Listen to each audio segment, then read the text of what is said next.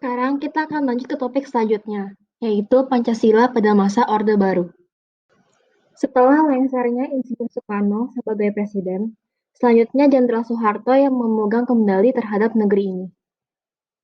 Dengan berpindahnya kursi kepresidenan tersebut, arah pemahaman terhadap Pancasila pun mulai diperbaiki.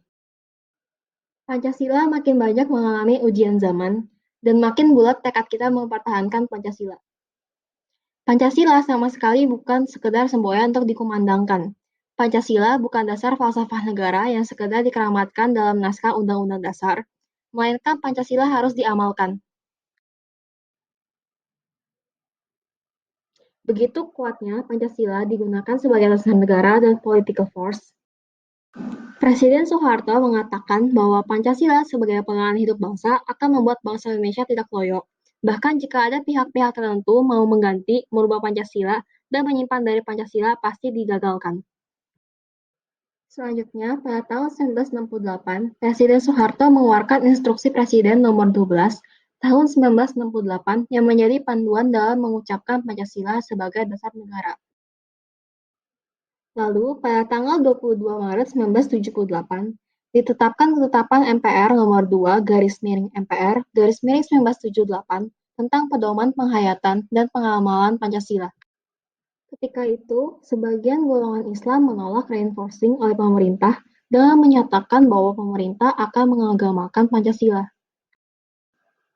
Kemarahan pemerintah tidak dapat dibendung, sehingga Presiden Soeharto bicara keras pada Rapim ABRI di Pekanbaru.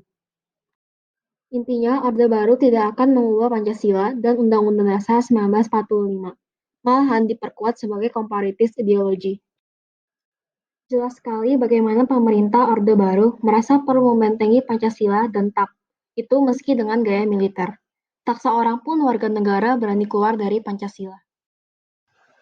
Selanjutnya, pada bulan Agustus 1982, pemerintahan Orde Baru menjalankan Azas Tunggal, yaitu pengakuan terhadap Pancasila sebagai asas tunggal, bahwa setiap partai politik harus mengakui posisi Pancasila sebagai pemersatu bangsa.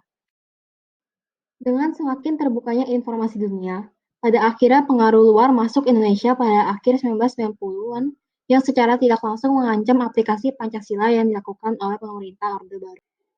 Demikian pula demokrasi semakin santer mengkritik praktek pemerintah Orde Baru yang tidak transparan dan otoriter, represif, korup, dan manipulasi politik yang sekaligus mengkritik praktek Pancasila. Meski demikian, kondisi ini bertahan sampai dengan lengsernya Presiden Soeharto pada 21 Mei 1998.